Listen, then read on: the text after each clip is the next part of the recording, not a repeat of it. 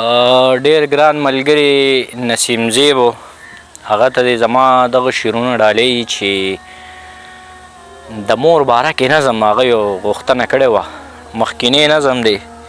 د هغې نه مخکې یو دوه شعره دي نسیم زیبه چې ژوند د تماشو ته دې نیولی یم، ښه تودو سړو ته دې نیولی یم، زه خپلې نیستۍ داسې رولی یم، سوګو کوترو ته دې نیولی یم، ژوند د تماشو ته دې نیولی یم،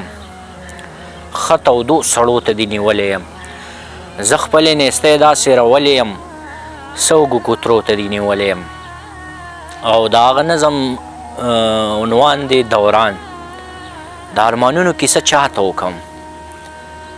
د ارمانونو کیسه چاته وکم، د تیر وختونو کیسه چاته وکم، هغه وختونه رانه نه هیریږي، د وخت ظلمونه رانه نه هیریږي.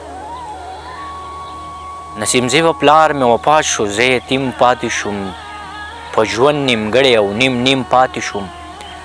اوس که دوران راله ټکور راکوي خو غریبي راله پیغور راکوي. ځکه زه داسې بې اسرې پاتې شوم، په زړه زرې پاتې شوم، ځکه زه داسې بې اسرې پاتې شوم، په زړه زرې پاتې شوم، ښه د خوا کې د بیبې پاتې شوم، د وخت څپېړې مې لا هغه شانتې په مخ پرتې دي چې هر چا ته ښکاري، بنا خو سکې نابینا ته ښکاري، ملګرو ځکه خو دنیا ته ښکاري. د مور د مینې کیسه څنګه بیان کم، خوله مې غوړه ده او لفظونه لوی دي، مور په ما کړي احسانونه لوی دي، ما ته مې مور خپله ځواني لوګۍ کړه، خو خپلو مدام زمانه ډډه کوله، خپلو مدام زمانه ډډه کوله، زه په پردو کې رالوی شوې یمه، زه په پردو کې رالوی شوې یمه، لکه تیارو کې رالوی شوې یمه، زه په ازغو کې رالوی شوې یمه،